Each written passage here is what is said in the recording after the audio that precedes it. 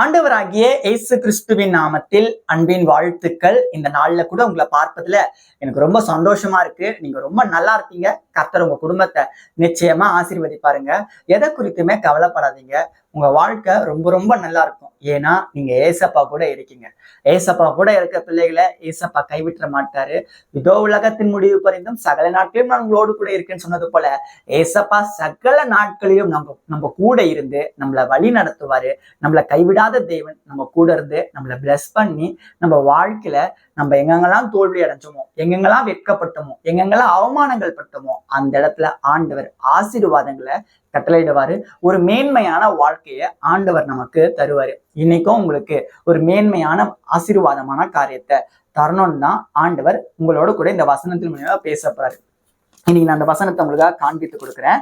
உபாகமும் 7வது அதிகாரம் அதனுடைய 14வது வசனத்துல ஆண்டவர் சொல்றாரு, சகல ஜனங்களை பார்க்கிலும் நீ ஆசீர்வதிக்கப்பட்டிருப்பாய். இந்த வார்த்தையை நம்மள நல்லா நோட் பண்ணணும். நீ ஆசீர்வதிக்கப்பட்டிருப்பாய். அதாவது நீ என்றால் உங்களை ஆண்டவர் ஆசீர்வதிக்கிறாரு. உங்களை ஆண்டவர் ஆசீர்வாதமான காரியங்களை உங்களுக்கு தராராமா. அப்ப நீங்க ஆசீர்வாதத்தை பெற்றுக்கொள்ள போறீங்க.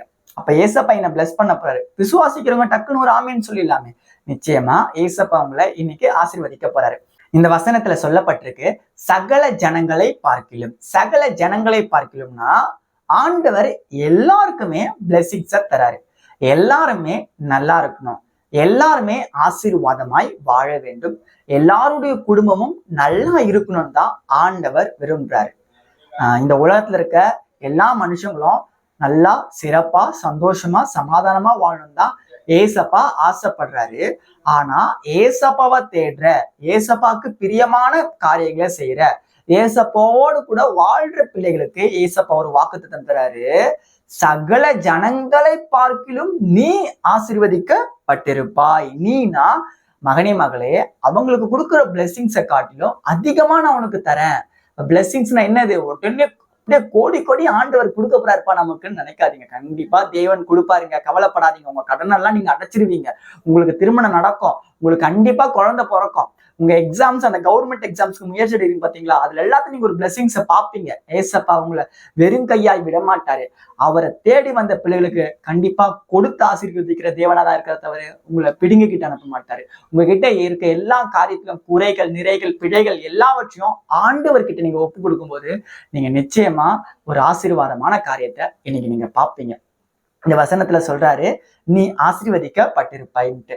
அப்போ ஏசப்பா ஸ்பெஷலா நம்மளை ஆசீர்வதிக்கிறாராமா. அதாவது சகல ஜனங்களை பார்க்கலுமே.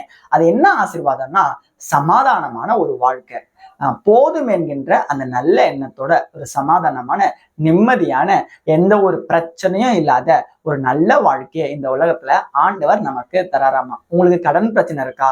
அந்த வாழ்க்கை உங்களுக்கு வேண்டாம்ப்பா. உங்களுக்கு வேலை இல்லாம இருக்கா? அந்த வாழ்க்கை உங்களுக்கு வேண்டாம்ப்பா.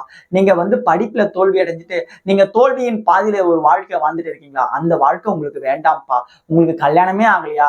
அப்படிப்பட்ட வாழ்க்கை வேணாம். ஏன்னா மனிதன் தனியா இருப்பது நல்லதல்ல. கண்டிப்பா உங்களுக்கு மேரேஜ் நடக்கணும். உங்களுக்கு குழந்தை பிறக்கலையா? அந்த வாழ்க்கை வேணாம். உங்களை எல்லாரும் அவமானப்படுத்துறாங்க. கண்டிப்பா அப்படிப்பட்ட வாழ்க்கையை ஆண்டவர் உங்களுக்கு தர விரும்பல. ஆண்டவர் உங்க வாழ்க்கையில இருக்கிற எல்லா பிரச்சனைகளையும் மாத்தி நீங்க கல்யாணம் பண்ணிக்கணும், உங்களுக்கு குழந்தை பிறக்கணும், உங்களுக்கு கடன் இருக்கக்கூடாது, நீங்க சமாதானமா வாழணும், நீங்க சொந்த வீட்டுல வாழணும், நீங்க நல்ல வேலைக்கு போகணும், நீங்க கவர்மெண்ட் எக்ஸாம்ஸ் எல்லாம் படிச்சு பாஸ் ஆகிறதுக்கு முயற்சி எடுக்கிறீங்க, அந்த எக்ஸாம்ஸ் எல்லாம் பாஸ் ஆகி நீங்க நல்லா இருக்கணும் தான் ஏசப்பா நம்ம கிட்ட ஆசைப்படுற காரியம். நம்ம நல்லா இருக்கணும் தான் நம்ம ஏசப்பா ஆசைப்படுறாரமா. அந்த காரியத்தை பெற்றுக்கொள்ளணும்னா சில விதிமுறைகள் நம்ம பைபிள்ல இருக்கிறத கடைபிடிக்கணும். அது என்னப்பா விதிமுறைகள்? விதிமுறைகள்னா ஆண்டவருக்கு கீழ்ப்படுகிற ஒரு பிள்ளையா நம்ம இருக்கணும். சில டைம்ல பாத்தீங்கன்னா நம்ம பாவம் செஞ்சு ஆண்டவரை விட்டு ரொம்ப தூரமா போயிடுறோம். ஆதியிலிருந்து அன்பை விட்டால் அதனால உன் பேர்ல எனக்கு கொஞ்சம் குறை இருக்கு, அதை மாத்திக்கிறியான்னு ஆண்டவர் வெளிப்படுத்தின விசேஷத்துல சொல்றாரு. குறை லைட்டா இருக்கு, உங்ககிட்டயே இருக்கு, பிரசாந்த் கிட்டயுமே இருக்கு. அதை நம்ம மாத்திக்கும் போது நம்ம நிச்சயமா ஆசீர்வாதத்தை பெற்றுக்கொள்ள ஒரு பாத்திரவானா மாற முடியும். அப்ப இன்னைக்கு நீங்க ஒரு பிளெஸிங்ஸை பெற்றுக்கொள்ளணும், ஒரு ஆசீர்வாதத்தை பெற்றுக்கொள்ளணும் ஆசைப்படுறீங்க தானே? அப்ப இன்னைக்கு ஆண்டவர் சொல்றாரு, உங்ககிட்ட இருக்க குறை என்ன? நீங்க பைபிளே படிக்க மாட்டீங்க, நீங்க பிரேயரே பண்ண மாட்டீங்க, காலையில மேல எழுந்து நீங்க வந்து ஆண்டவருக்கு நேரத்தை கொடுத்து பதிலு இன்ஸ்டாகிராம்லயும் ரீல்ஸ் தள்ளுறதுலயும் ஃப்ரெண்ட்ஸ் கூட சேட் பண்றதுலயும் நீங்க ஃபோன் பண்ணி கடலை போட்டுக்கிட்டு டைம் வந்து நிறைய நேரம் வீணடிக்கிறீங்க தானே. டிவி பார்த்து சீரியல் பார்த்து நிறைய நேரத்தை வீணடிக்கிறீங்க தானே. உங்க வீணடிக்கிற நேரங்களை நீங்க வந்து செய்யற காரியங்கள் நான் தப்புன்னு சொல்லல. சில காரியங்கள் சில நேரங்களை நீங்க வீணடிக்கும் போது அது ஆண்டவருக்காய் கொடுக்கிற மனதுடைய பிள்ளைகளாய் இன்றைக்கு நீங்க உங்களை ஒப்பு கொடுக்குறீங்களா? இன்னைக்கே நீங்க ஆசீர்வாதமான காரியங்களை பார்க்க போறீங்க. இன்றைக்கே நடக்க போகுது. இரட்டிப்பான நன்மைகளை தருவேன், இன்றைக்கே தருவேன். ஆண்டவர் தானே சொல்றாரு. இன்னைக்கே உங்க வாழ்க்கையில ஆண்டவர் இரட்டிப்பான காரியங்களை செய்யப்படுறாரு. விசுவாசிக்கிறீங்களா? நம்ம ஜெபிக்கலாமா? அன்புள்ள ஏசப்பா, இந்த நல்ல நாளுக்காக நாங்க ஜெபிக்கிறோம்.